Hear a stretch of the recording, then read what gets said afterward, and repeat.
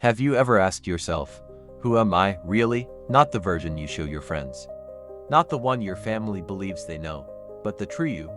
The one beyond the social masks and assumptions. You've probably heard this idea before. We all have three versions of ourselves: the person we think we are, the person others think we are, and the person we truly are. But here's the twist. Even that true self may not be as real or fixed as we think. Let's dive deep into this fascinating concept. Together, we'll explore how perception shapes our reality and why we're often stuck playing a role we never chose. Imagine your life as an epic RPG. When you start, you're given base stats: strength, intelligence, charisma, dexterity. These represent your personality, your beliefs, your traits. But just like in any RPG, your stats evolve as you gain experience. You level up by making choices, by facing challenges, and by learning new things. But here's the catch: some things aren't under your control. Other players, people in your life, influence how your character grows. You start to play a role that others assign you, and that role becomes a part of your identity. Maybe you wanted to be the mage, the one with all the wisdom and magic. But someone told you, nah, you're better as a tank, so you keep playing the tank, even though it's not what you really wanted. This happens every day, whether we realize it or not. We let others define us, and slowly, we start to believe the version of ourselves that's reflected back at us. But here's where it gets even trickier. It's not just about what they think of you. It's about what you start to believe about yourself. Say things like, I'm just bad with people, or I'll never get that promotion. And your brain doesn't argue. It starts collecting evidence to back it up. That's confirmation bias, the mental filter that turns beliefs into proof.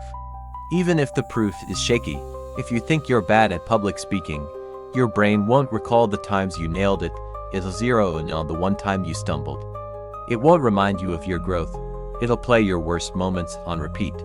Like a highlight reel, but only the failures. That's the power of confirmation bias. It keeps you stuck in an identity that might not even be yours.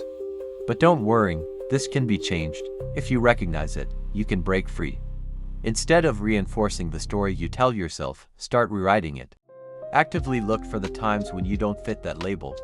Start collecting the moments when you were confident, charismatic, or bold. Because your identity is not fixed, it's fluid. You can choose who you become, and that's when something else clicks. You're not defined by a single story, because in life, we all play roles: student, parent, employee, best friend, lover. But these roles, they're not who you are.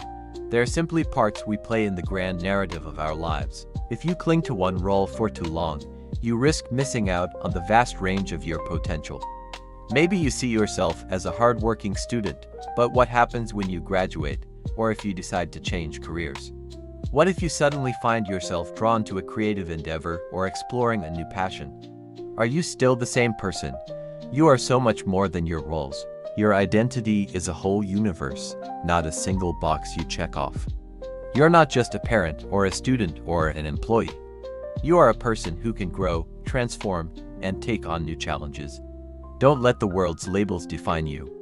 You're not one static person, but a constantly evolving character. But even as you grow, there's something else shaping how you're seen. Often, people make snap judgments, not based on your whole self, but on just one trait. If you come across as friendly and charismatic, that one quality becomes a lens. Suddenly, you're seen as warm, trustworthy, likable, even if they barely know you. This is called the halo effect. One positive trait shines so brightly that it colors all their other judgments about you. You can be a completely different person in other contexts, but that first impression sticks. It becomes your identity in their mind. On the flip side, the horn effect works the opposite way.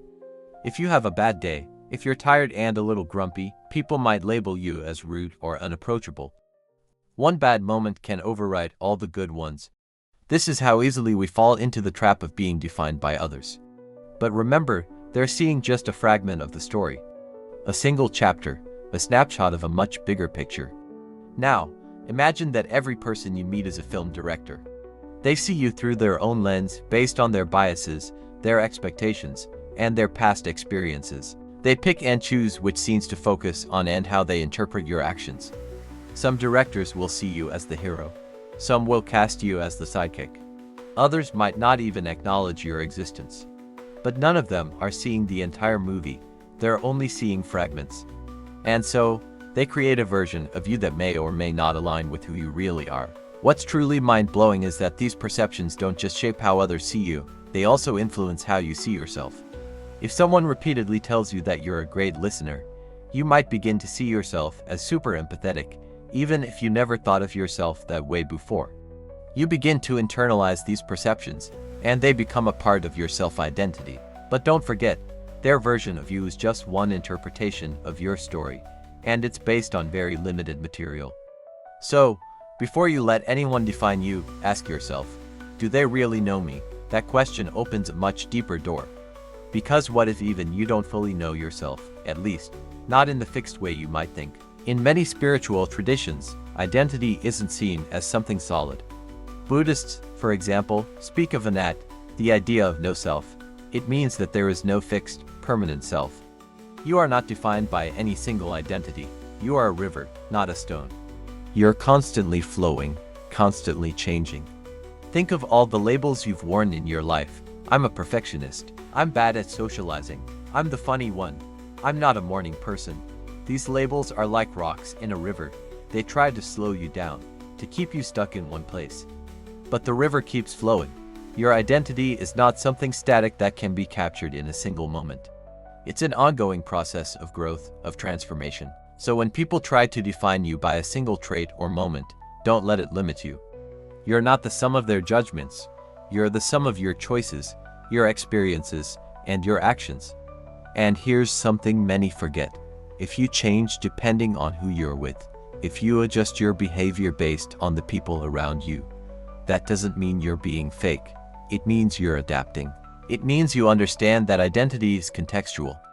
You wear different masks based on the situation, not to hide who you are, but to show the version of you that fits best in that context. And that's completely normal. In fact, it's a sign of emotional intelligence and social awareness. The real you is not stuck in a single role. You are a collection of many different aspects, each of which you can draw on when needed. You're constantly evolving, and that's what makes you so interesting. So when everything is in motion, your identity, others' perceptions, even your own beliefs, how do you find clarity? How do you even begin to answer the age-old question, who am I? Here's a practical tool for getting closer to your true self. Start a Who Am I video journal. Every year, record yourself talking about your life. Talk about your dreams, your struggles, your victories, and your fears. Describe your personality and your values as honestly as possible. Then, revisit these videos each year and reflect on how you've changed. Why do this? Because one day, you might lose your memory, and when that happens, it'll be important to have a record of who you were, who you truly are, in the moment. And more importantly, it'll help you understand how much you've grown. But here's the truth. Your identity was never about the roles you play or the labels others give you.